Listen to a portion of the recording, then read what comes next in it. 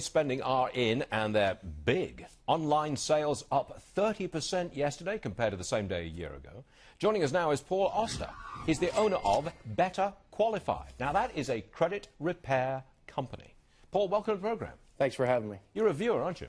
I am. So you know what to expect? I do. Okay, this is combat That's why I'm sweating. Okay. I put it to you, you do credit repair for individuals and for companies. Yes. It's in your interest for people to go deep into debt and to need credit repair. You are cheering on this consumer society. You are cheering on Black Friday selling and buying when people can't afford to buy, aren't you? No, we're actually dealing with the aftermath.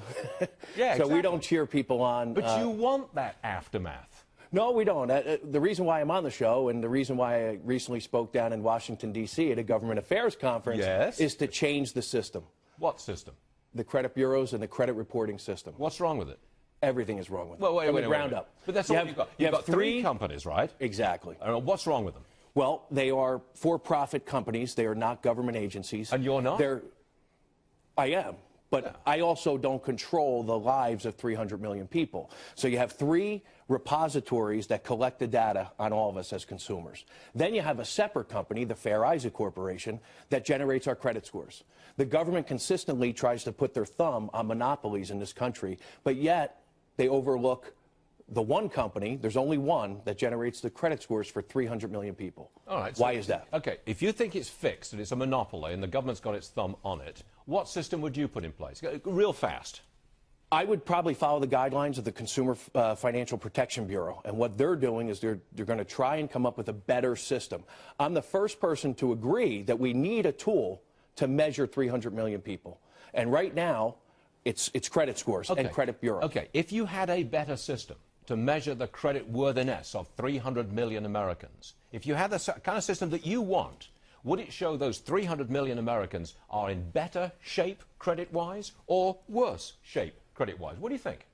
I think it would show that they're in better shape than they actually are, because everyone was stricken with the downturn of the markets and the housing debacle that we all face. So when someone has a 130-day late payment and it costs them 30 points in their credit score, but yet they paid their bills on time for the past 20 years, to me, that's a flawed system. It's interesting. How much do you charge to rectify somebody's bad credit? That depends upon the amount of work that has to be done. There's not a fixed price in place. So Stuart Varney comes to you, and I've got average cost is $800. $800. That's right. So if I've got a lousy credit score, that would be, say, 500. That's a pretty bad score, isn't it? That's a bad score. I pay you $800, and you get me a score of 700? Well, there are no guarantees, Stuart. Okay. But I've got to pay you the money. You do have to. That's a guarantee. How would you get me from 500 to 700 on my credit score? How would you do that? How much time do we have? there are a number. Now or in my life? We have a 6-month program that we put clients through. What do you do? Okay, real fast. What do you do? Well, we do a credit analysis and we figure out what information is on the report that's causing you pain.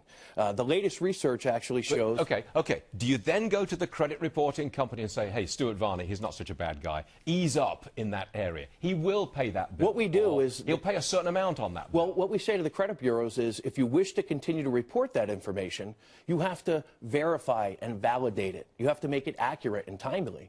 And unfortunately, the credit bureaus, quite frankly, do a terrible job of that. Okay, look, I haven't paid my bills, right? I've got a lousy credit score of 500. I just have not paid. I'm in debt up to my eyeballs. You can't fix that, can you? No, I can't. For $800, you can't. Can you fix it for $8,000? No, not for $80,000. We would refer you to either a bankruptcy attorney or a credit counseling service. Ooh. Just real quick, Paul, I'm really scared when you start to say the government should be in charge of this kind of stuff. It sounds like, to me, better that maybe you should try to create a company to compete against Fair Isaac. But I like where your head's at. I know people in banking, and you're talking about this one. You want to give it from one entity to another single entity. No, I just think it should be more regulated. Not controlled, more regulated. Because I don't think anybody would argue with the fact that the system that's in place right now is not working. No, wait a minute. The current system, which you don't like, is serving up customers to you for an average of $800. That's right. To fix the system. Call me crazy. Call me crazy. Put me out of business. I'm worried about a man who wants to fix a system which is supplying customers to him. Some people call me crazy, but that's the reality of the situation.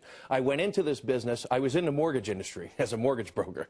And I went into the credit repair organization. Oh, mortgage broker. Right. Oh, well. But at the end of the day, I truly went into the industry to change the system, not to take money from clients. But fortunately, over the past 7 years, we've helped lots of people fight the system. You know, I'm just bleeding right here, man. Yeah, are you a bleeding heart liberal, Stuart? Because that's not what I've seen. No, you watched the show. Would you come back on this program? I would love to. You really would? Yeah. Okay. All right, Paul Oster, thank you very much indeed. So Thanks for having me. Appreciate it. Thank you.